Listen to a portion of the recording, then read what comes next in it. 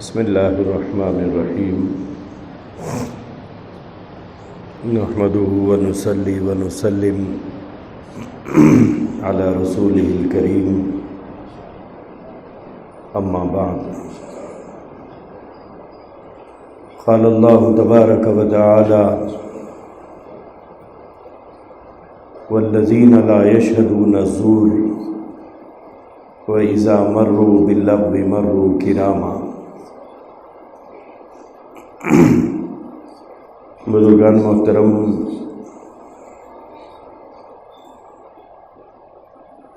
اللہ کے خاص بندوں اور رحمان کے خاص بندوں کی خصوصیات اور صفات کا تذکرہ چل رہا ہے۔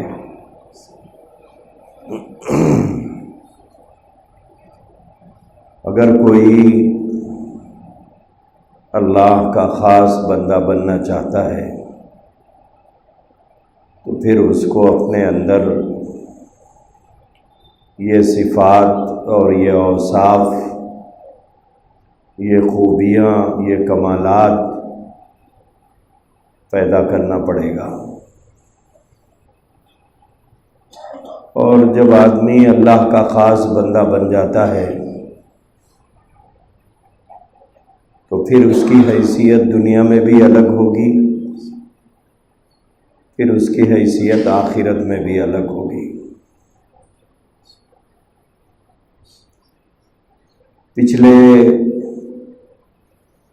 4-5 جمعہ سے اللہ کے خاص بندوں، رحمان کے خاص بندوں کی خوبیوں کا ذکر چل رہا ہے۔ اللہ تبارک و تعالیٰ نے ان کی خوبیاں یہ بیان فرمائی، یمشون علی الارض ہونا، وہ غرور اور تکبر نہیں کرتے، اللہ کی زمین پر اتراتے ہوئے نہیں چلتے۔ وَإِذَا خَاطَبَهُمُ الْجَاهِلُونَ قَالُوا سَلَامًا، وہ جہالت کا جواب جہالت سے نہیں دیتے بلکہ جہالت کا جواب سلامتی سے دیا کرتے ہیں۔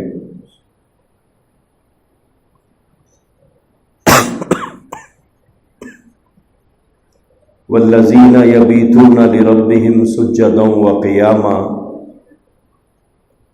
رات کے کسی حصے میں اٹھ کر اللہ کے سامنے کھڑے ہوتے ہیں، کبھی قیام میں کبھی سجدے میں وہ اللہ کو پکارتے ہیں۔ والذین یقولون ربنا اصرف عنا عذاب جہنم انہا کان غراما انہا ساءت مستقرا ومقاما، اللہ کے سامنے گڑ گڑاتے ہیں کہ پروردگار عالم مجھے جہنم کی آگ سے بچا لیجئے، اور جہنم جس کسی کا بھی ٹھکانہ بنے گا تو وہ بہت برا مستقر ہے، بہت برا ٹھکانہ ہے۔ اس طرح رات کو اٹھ کر قیام اور سجدے میں اللہ کو پکارتے ہیں، اور اس کے بعد بارگاہ الہی میں ہاتھ اٹھا کر یہ دعا کرتے ہیں کہ پروردگار مجھے جہنم کی آگ سے بچا لیجئے۔ وَإِذَا أَنفَقُوا لَمْ يُسْرِفُوا وَلَمْ يَقْتُرُوا وَكَانَ بَيْنَ ذَلِكَ قَوَامًا۔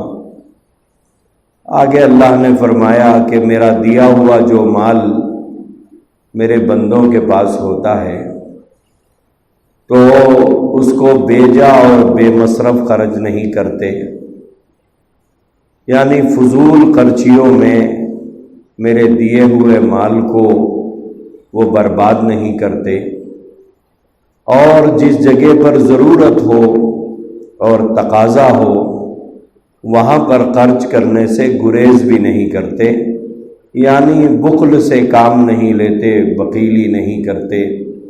آگے اللہ نے فرمایا وَلَا يَقْتُلُونَ النَّفْسَ الَّتِي حَرَّمَ اللَّهُ إِلَّا بِالْحَقِّ وَلَا يَزْنُونَ وَمَن يَفْعَلْ ذَلِكَ يَلْقَىٰ أَثَامًا، یہ فرمایا کہ اپنے ہاتھوں کو کسی کے خون ناحق سے رنگین بھی نہیں کرتے، یعنی ان کے ہاتھوں سے کسی کا قتل بھی نہیں ہوتا اور وہ زنا کے قریب بھی نہیں جاتے، وہ زنا بھی نہیں کرتے۔ یہ اللہ کے خاص بندوں کی کچھ صفات ہیں جس کی تفصیلات گزشتہ جمعہ میں، اس سے پہلے جمعوں میں گزر چکی ہے۔ اسی کے تسلسل میں آگے اللہ نے اپنے خاص بندوں کے جو صفات بیان فرمائے ہیں، اس میں یہ فرمایا کہ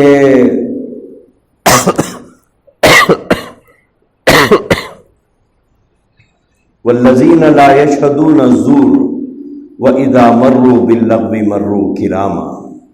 اللہ تبارک و تعالیٰ یہ فرماتے ہیں کہ جو رحمان کے بندے ہوتے ہیں وہ زور سے اجتناب کرتے ہیں۔ زور کے کئی معنی مفسرین اکرام نے لکھے ہیں کہ زور کسے کہا جاتا ہے۔ قرآن کہتا ہے والذین لا یشہدون الزور، کہ وہ زور سے، زور کے کاموں سے اپنے آپ کو بچاتے ہیں۔ تو پہلی بات تو زور کا مطلب یہ ہے کہ ناحق کاموں میں اپنے آپ کو شامل نہیں کرتے۔ جتنے ناحق کام ہیں ان ناحق کاموں سے اپنے آپ کو بچا کے رکھتے ہیں تاکہ حق کے خلاف مجھ سے کوئی کام نہ ہونے پائے۔ کئی چیزیں ایسی ہیں جس کو ہم ناحق سمجھتے ہیں، لیکن اس کے باوجود ان ناحق کاموں میں ہم اپنے آپ کو شامل کرتے ہیں، اپنے آپ کو شریک کرتے ہیں۔ زور کا ایک معنی مفسرین نے جھوٹ بھی بیان کیا ہے، یعنی جھوٹ سے اجتناب کرتے ہیں، جھوٹ سے پرہیز کرتے ہیں۔ رسول اللہ صلی اللہ علیہ وآلہ وسلم سے ایک مرتبہ ایک صحابی نے پوچھا تھا، یا رسول اللہ صلی اللہ علیہ وسلم، کیا مومن جھوٹا ہو سکتا ہے؟ تو حضور نے فرمایا نہیں ہو سکتا، جھوٹا نہیں ہو سکتا۔ حضور سے پوچھا گیا، یا رسول اللہ کیا مومن زانی ہو سکتا ہے؟ تو حضور نے فرمایا ہاں ہو سکتا ہے، کہ وہ جذبات سے مغلوب ہو کر کوئی غلط کام کر بیٹھے، اس کا تو امکان ہے، لیکن مومن ہو اور وہ جھوٹ بولے، یہ چیز ممکنات میں سے نہیں ہے۔ لہذا یہاں والذین لا یشہدون الزور کا مطلب یہی ہے کہ ایک تو مفسرین نے یہ بیان کیا کہ ناحق کاموں سے اپنے آپ کو بچاتے ہیں۔ کئی چیزیں ایسی ہوتی ہیں جو ناحق ہوتی ہیں، لیکن ان ناحق کاموں میں ہم اپنے آپ کو شامل کر لیتے ہیں۔ کبھی بھائی کی محبت میں، کبھی بہن کی محبت میں، کبھی بیوی کی محبت میں، کبھی ماں باپ کی محبت میں، کبھی دوستوں کی محبت میں، ناحق کاموں میں ہم ان کا ساتھ دیتے ہیں۔ کیوں؟ اس لیے کہ ہمیں رشتہ داری عزیز ہوتی ہے۔ یہ جاننے کی کوشش نہیں کرتے کہ جس کام میں میں مدد کر رہا ہوں اور جس کی میں مدد کر رہا ہوں وہ حق پر ہے یا نہیں ہے۔ یہ جاننے کی ہم کوشش نہیں کرتے، بلکہ رشتہ داری کی بنیاد پر یا تعلقات کی بنیاد پر یا دوستیوں کی بنیاد پر ہم ناحق کاموں میں دوسروں کا ساتھ دیتے ہیں۔ کیوں؟ ہمیں اپنی رشتہ داریاں، اپنی دوستیاں، اپنے تعلقات عزیز ہوتے ہیں، اور ناحق کاموں میں اپنوں کا ساتھ دے کر ہم اپنی خبر برباد کر لیتے ہیں۔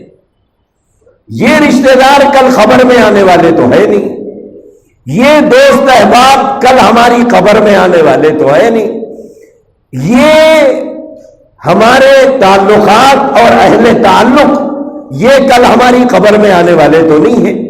لیکن ناحق کاموں میں اگر ہم نے اپنوں کا ساتھ دیا ہے تو ہم کو یہ بات یاد رکھنا چاہیے کہ اللہ کے پاس ہمیں اس کا جواب دینا ہوگا، اس کا جواب دینا ہوگا۔ اسی لیے اللہ کے رسول علیہ الصلوۃ والسلام نے فرمایا من مشى مع ظالما ليقويه وهو يعلم انه ظالم فقد خرج من الاسلام. حضور علیہ الصلوۃ والسلام نے فرمایا جو کوئی ظالم کا ساتھ دے، اب وہ ظالم چاہے ہمارا باپ ہو، ظالم چاہے ہماری ماں ہو، ظالم چاہے ہماری بہن ہو، ظالم چاہے ہمارا بھائی ہو، ظالم چاہے ہمارا دوست ہو، ظالم چاہے ہمارا قریبی رشتہ دار کیوں نہ ہو، اگر ہم نے ظالم کا ساتھ دیا اور حضور علیہ الصلوۃ والسلام نے فرمایا وَهُوَ يَعْلَمُ أَنَّهُ ظَالِمٌ، اور جانتے بوجھتے ساتھ دے رہے ہیں کہ میری بہن غلطی پر ہے، میرا بھائی غلطی پر ہے، میری بیوی غلطی پر ہے، میری ماں غلطی پر ہے، میرا باپ غلطی پر ہے، میرا رشتہ دار غلطی پر ہے، میرا عزیز غلطی پر ہے، جانتے بوجھتے ساتھ دیا جا رہا ہے ظالم کا، یعنی ظالم کی طرفداری کی جا رہی ہے، ظالم کی حمایت کی جا رہی ہے، ظالم کی نصرت کی جا رہی ہے، ظالم کا معاون بنا جا رہا ہے جانتے بوجھتے. کیوں؟ ارے کچھ بھی ہوں گا بھائی، لیکن میری بہن ہے، میرا بھائی ہے، میرا رشتہ دار ہے، میرا بیٹا ہے، اگر میں ساتھ نہ دیا تو کون دے گا؟ جانتے بوجھتے ساتھ دے رہے ہیں، جانتے بوجھتے حمایت کر رہے ہیں. اللہ تبارک و تعالیٰ نے قرآن کریم کے اندر فرمایا والذین لا یشہدون الزور، میرے بندے جو ہوتے ہیں، رحمان کے جو بندے ہوتے ہیں، وہ ناحق کاموں میں کسی کا ساتھ نہیں دیتے، ناحق کاموں میں شامل نہیں ہوتے، ناحق کاموں میں مددگار نہیں بنتے، ناحق کاموں میں اپنے اور پرایوں کا ساتھ نہیں دیتے. اگر کوئی مدد بھی مانگتا ہے تو رحمان کے جو بندے ہوں گے وہ کہیں گے کہ معافی چاہتا ہوں، میں اس کام میں ساتھ نہیں دیتا، رشتہ داری الگ چیز ہے، لیکن اس کام میں آپ کا ساتھ دے کر اپنی خبر نہیں اجاڑتا، میں اپنی خبر کو برباد نہیں کروں گا. اور اللہ کے نبی نے فرمایا من مشى مع ظالما ليقويه وهو يعلم انه ظالم، جانتے بوجھتے ظالم کا ساتھ دیا جا رہا ہے. کیوں؟ بہن کی گھر کی عزت کے لیے، باپ کے گھر کی عزت کے لیے، بھائی کے گھر کی عزت کے لیے، بیوی کی عزت کے لیے، بیٹے کی عزت کے لیے جانتے بوجھتے ساتھ دے رہے ہیں. اللہ کے نبی نے کیا فرمایا پتا ہے ایسے لوگوں کے بارے میں جو ظالموں کا ساتھ دیتے ہیں، ظلم کرنے والوں کی حمایت کرتے ہیں؟ اللہ کے نبی نے فرمایا فقط خرج من الاسلام، وہ اسلام سے باہر نکال دیا جائے گا، وہ نکل جائے گا اسلام سے جو ظالم کا ساتھ دیتا ہے، جو ظالم کی حمایت کرتا ہے. میرے بھائیوں، ناحق کاموں میں کبھی شامل نہیں ہونا، نفع تو کچھ نہیں ہوگا، لیکن کل قیامت میں ظالموں کے صفوں میں ہم کھڑا کیے جائیں گے. اور اللہ کے نبی نے فرمایا الظلم ظلمات یوم القیامہ، ظلم قیامت کے دن اندھیرا ہوگا، تاریکی ہوگی. اسی لیے کبھی ظالم کا آدمی ساتھ نہ دے، حق بولنا سیکھو. یہ مومن کا وطیرہ ہے، یہ مومن کا شیوا ہے، یہ مومن کی خوبی ہے، یہ مومن کی خاصیت ہے، یہ وہ حق بولے. مومن کی خوبی یہ نہیں ہے کہ وہ اونٹے کے ساتھ اچھل پڑے، پیلے کے ساتھ پھسل پڑے، یہ مومن کے مزاج نہیں ہے، مومن کی شان نہیں. مومن کی شان ہے حق گوئی. اللہ کے نبی نے فرمایا کلمۃ حق عند سلطان الجائر. حضور علیہ الصلوۃ والسلام نے فرمایا سب سے بڑا جہاد، سب سے بڑی حق گوئی یہ ہے کہ کلمہ حق بات کہی جائے ظالم کے سامنے، اور وہ بھی ظالم بادشاہ کے سامنے. کلمۃ حق عند سلطان الجائر. مومن کا یہ مزاج بنایا گیا، مومن کا یہ مزاج بتایا گیا کہ وہ حق گو ہوتا ہے، وہ اپنوں اور پرایوں کی تمیز کیے بغیر وہ بات کہے گا جو حق ہے، چاہے اس سے اپنے ناراض ہو جاتے ہوں، اپنے ہم سے خفا ہو جاتے ہوں، لیکن طرفداری اور جانبداری سے کام نہیں کرتا۔ آج ہمارے گھروں میں جو بربادیاں ہیں، نا اتفاقیاں ہیں، ان نا اتفاقیوں میں مرد حضرات کی خاموشی بھی ایک رول ادا کر رہی ہے۔ دیکھ رہے ہیں کہ بیوی ہماری گھر میں ناانصافیاں کر رہی ہے، بہوؤں کے ساتھ زیادتی کر رہی ہے، بیٹوں کے ساتھ زیادتی کر رہی ہے، ان کی پرسنل زندگی میں مداخلت کر رہی ہے۔ اس کے باوجود صاحب خاموش بیٹھے ہوئے ہیں۔ صاحب کی زبان منہ میں ہے لیکن بولنے کے قابل نہیں ہے۔ زمانے کو تو بولنے کے لیے بڑی لمبی زبان ہے، بازار میں بڑی دینداری کی باتیں کرتے ہیں، لیکن گھر میں ظلم، زیادتی، ناانصافی، حق تلفی ہو رہی ہے، زبان دبا کے خاموش بیٹھے ہوئے ہیں۔ میرے بھائیو، یہ کوئی مردانگی کی علامت ہے؟ اسلام تو یہ سکھاتا ہے اگر ظلم چاہے کرنے والی ماں ہو یا باپ ہو یا بھائی ہو یا اپنا ہو یا پرایا ہو، اسے حق کیا ہے بتایا جائے۔ یہ اسلام کا شیوا ہے، یہ اسلام کا مزاج ہے۔ سیدنا فاروق اعظم رضی اللہ تعالیٰ عنہ کیا مزاج رکھتے تھے آپ جانتے ہیں؟ اتنا سخت مزاج رکھتے تھے، اتنا سخت مزاج کے سوچ نہیں سکتے۔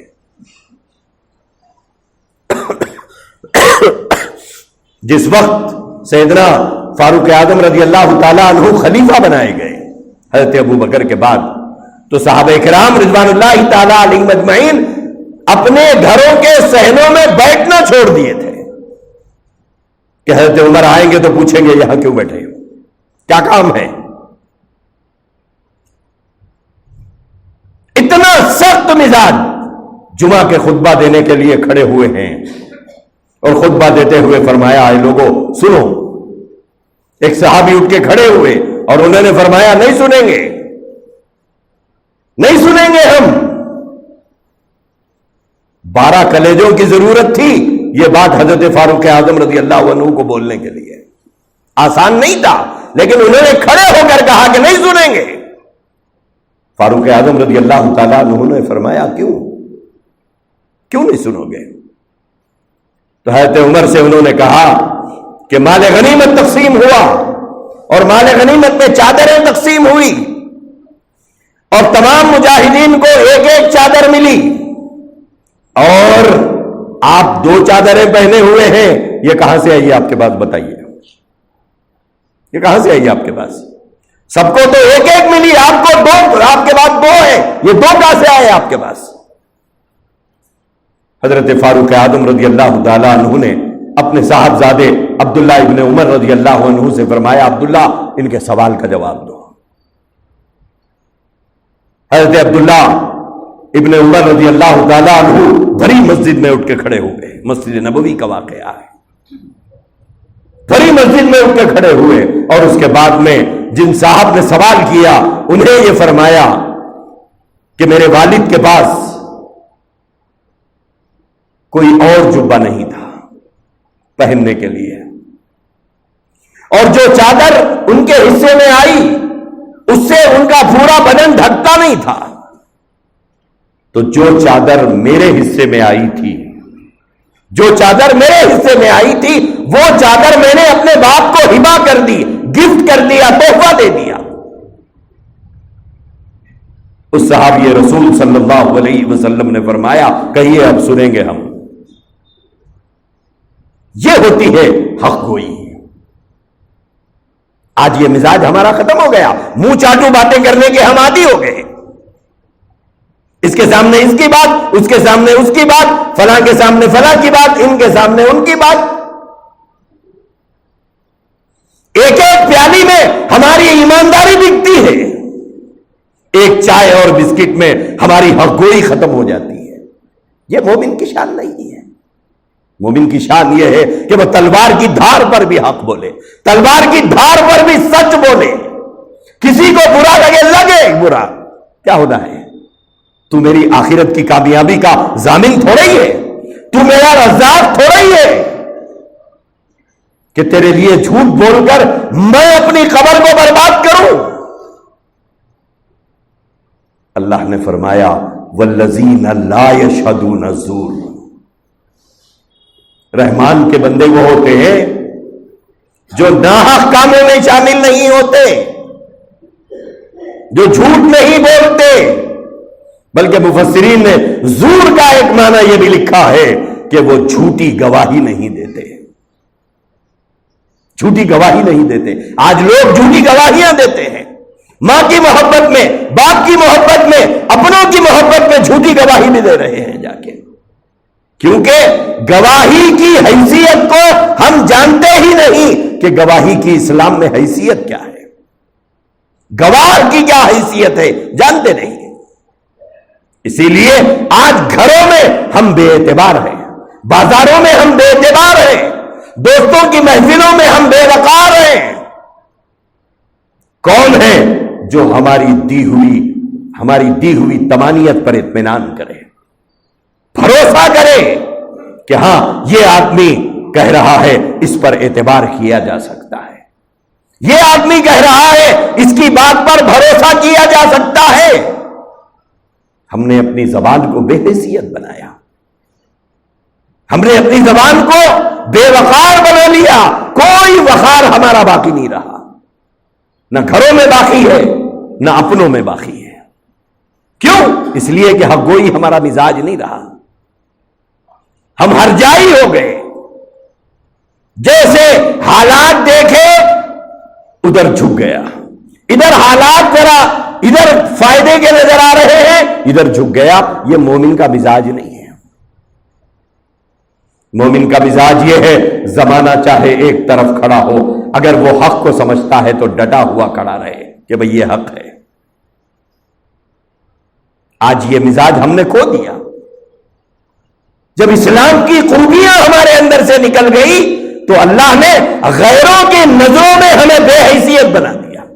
کیا حیثیت ہے دوسری قوموں کے درمیان میں ہماری؟ کیا اعتبار ہے ہمارا دوسری قوموں کی نظروں میں؟ کیوں؟ جب خوبیاں ختم ہو جاتی ہیں تو عام لوگوں کی صفوں میں آدمی آ جاتا ہے۔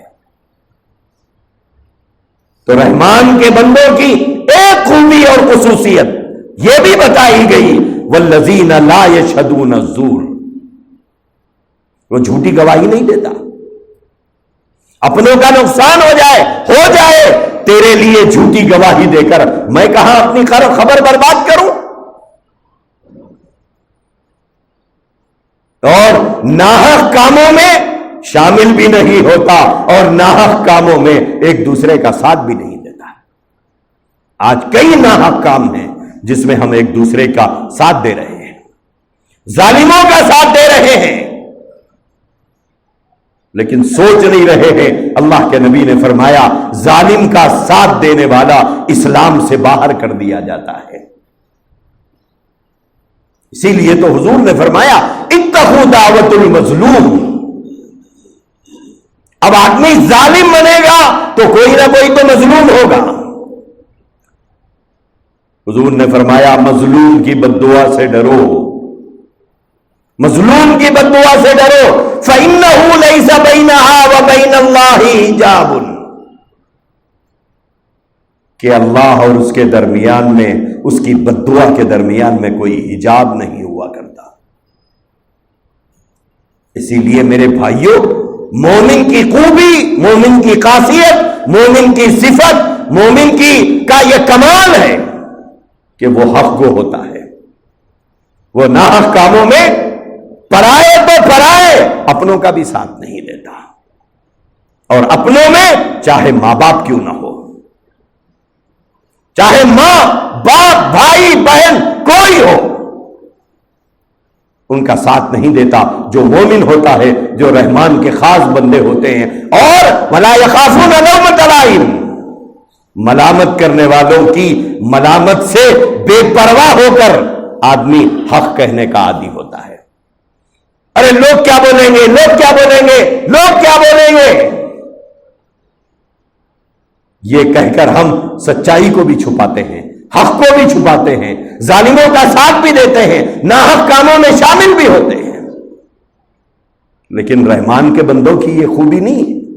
رحمان کے بندوں کی خوبی تو یہ ہے کہ وہ ناحق کاموں میں شامل نہیں ہوا کرتے، کہ جو کام جو بات ناحق دکھی آدمی اپنے آپ کو الگ کر لے کہ میں آپ کے ساتھ نہیں ہوں اس معاملے میں، تو میرا بھائی ہے لیکن میں تیرا ساتھ نہیں دے سکتا، تو میری بہن ہے لیکن میں تیرا ساتھ نہیں دے سکتا، آپ میرے باپ ہیں پھر بھی نہیں دے سکتا، آپ میری ماں ہو لیکن ناحق کام میں آپ کا ساتھ نہیں دے سکتا۔ یہ ہے مومن کی خاصیت، یہ ہے مومن کی خوبی، مومن کی صفت۔ لیکن آج ہم سنی سنائی باتوں پر اعتبار کر لیتے ہیں، جھوٹوں کی جھوٹی باتوں پر اعتبار کر لیتے ہیں، مکاروں اور عیاروں کی باتوں پر بھروسہ کر لیتے ہیں۔ کیوں؟ کیونکہ وہ ہمارا اپنا ہے، بھائی ہے، بہن ہے، بھانجا ہے، بھتیجا ہے، عزیز ہے، رشتہ دار ہے۔ اب اس کی بات پر ہم اعتبار کر کے دوسروں سے لڑنے چلے جاتے ہیں، حق کیا ہے ناحق کیا ہے جاننے کی کوشش نہیں کرتے، اور بعض مرتبہ ناحق ہے میرا بھائی حق پر نہیں ہے یہ جانتے بوجھتے بھی اس کا ساتھ دیتے ہیں۔ قرآن کریم کہتا ہے یہ مومنانہ صفات نہیں ہے، یہ مومنانہ صفات نہیں ہے۔ مومنانہ صفات کیا ہے؟ ناحق کاموں میں شامل مت ہونا۔ آگے اللہ نے فرمایا وَإِذَا مَرُّوا بِاللَّغْوِ مَرُّوا كِرَامًا، جب کوئی لغو کام ہوتا ہوا دیکھے،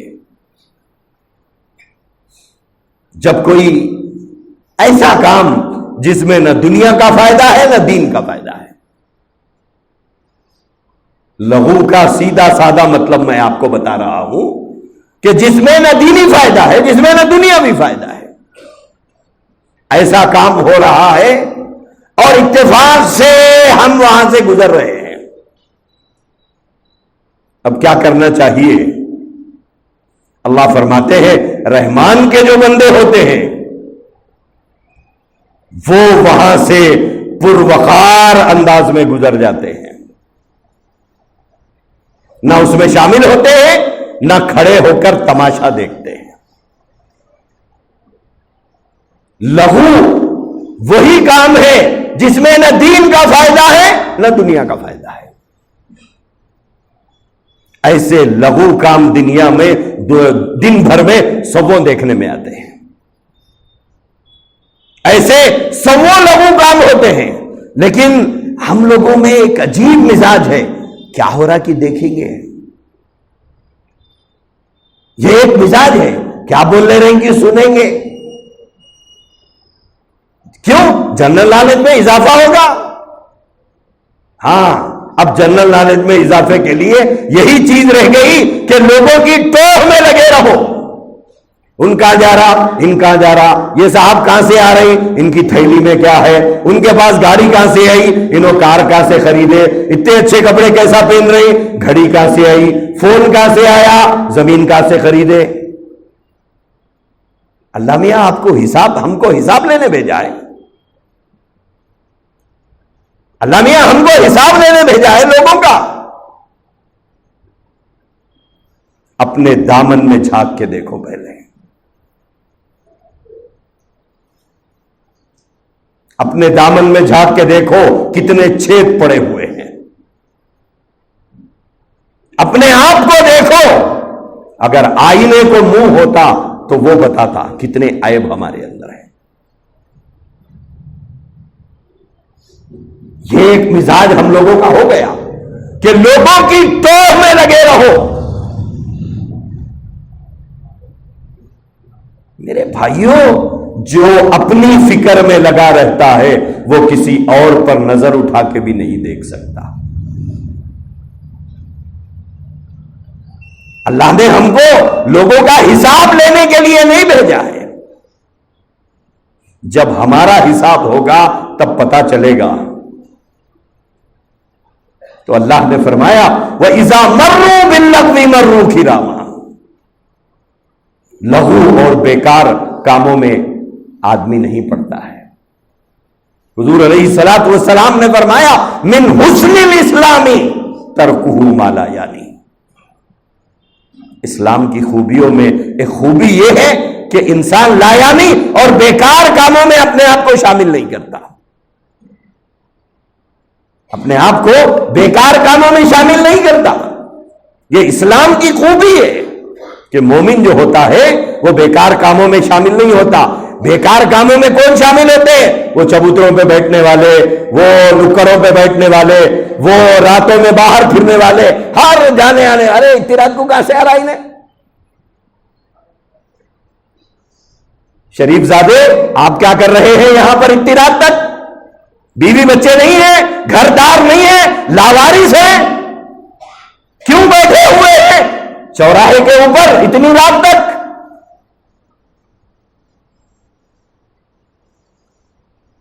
کیوں بیٹھے ہوئے ہیں؟ لاوارث ہیں، گھر دار نہیں ہیں، بیوی بچے نہیں ہیں، گھر اجڑ رہے ہیں ایسے لوگوں کے جو اپنی راتیں چوراہوں پہ بتاتے ہیں، نکڑوں اور چوراہوں پہ گزارتے ہیں، پرانے قبرستانوں کے بیسمنٹوں پہ بیٹھے ہوئے ہیں۔ یو این او کے ممبرز عالمی حالات طے کرنے کے لیے، پارلیمنٹ کے ممبرز ملک کے حالات کو طے کرنے کے لیے بیٹھے ہوئے ہیں، بیکاروں کا ٹولہ، گھر اجڑ رہے ہیں، بیٹیاں برباد ہو رہی ہیں، اولاد تعلیم سے محروم ہو رہی ہے۔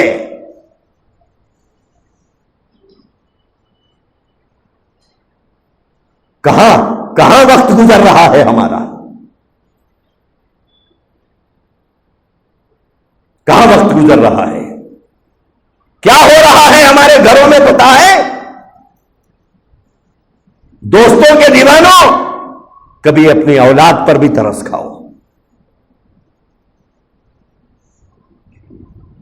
اپنی اولاد پر بھی ترس کھاؤ، کبھی بوڑھے ماں باپ کی مجبوریاں بھی دیکھو، کبھی بوڑھے باپ کے پیر دبانے کی توفیق نہیں ہوئی، کبھی بوڑھی ماں کا سر دبانے کی ہدایت نہیں ملی، کیوں؟ رہتا ہی نہیں گھر میں۔ رات 10 بجے آیا، کھایا پیا، لنگی بنا، نکل گیا باہر۔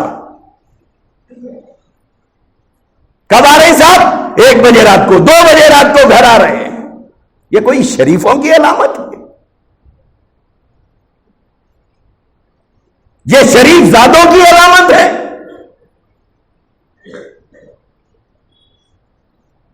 دوسری قومیں ترقی کر رہی ہے اور ہم تل کو لگ رہے ہیں، کاروبار میں ہم پیچھے، تعلیم میں ہم پیچھے، مالی اعتبار سے ہم پیچھے، معاشی اعتبار سے ہم پیچھے۔ شیخ چلی کی باتیں کرنا سیکھ گئے ہم لوگ، اور کچھ بھی نہیں۔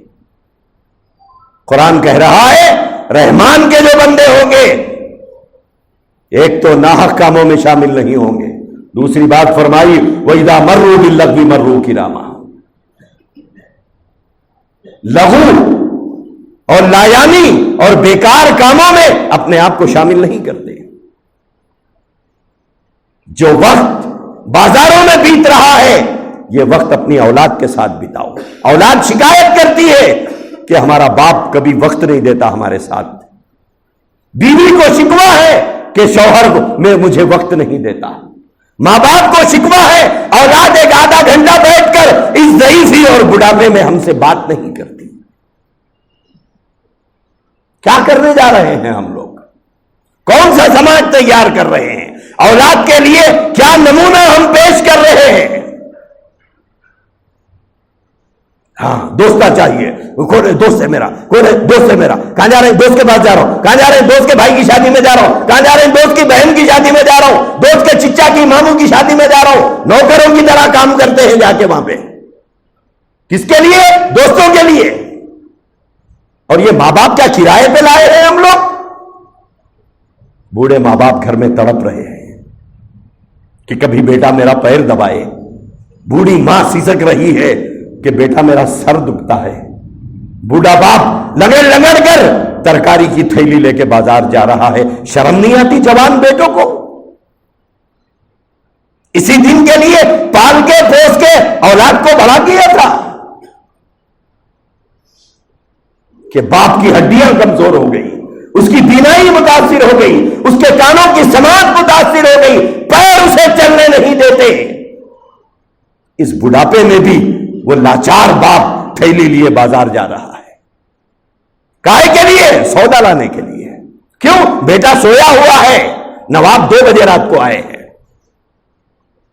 کہاں تیر مار رہے تھے؟ بولے چوراہے پہ بیٹھے ہوئے تھے۔ تف ہے ایسی اولاد کے اوپر، تف ہے۔ یہ کوئی اولاد ہے؟ یہ کوئی زندگی ہے؟ یہ کوئی جوانی ہے؟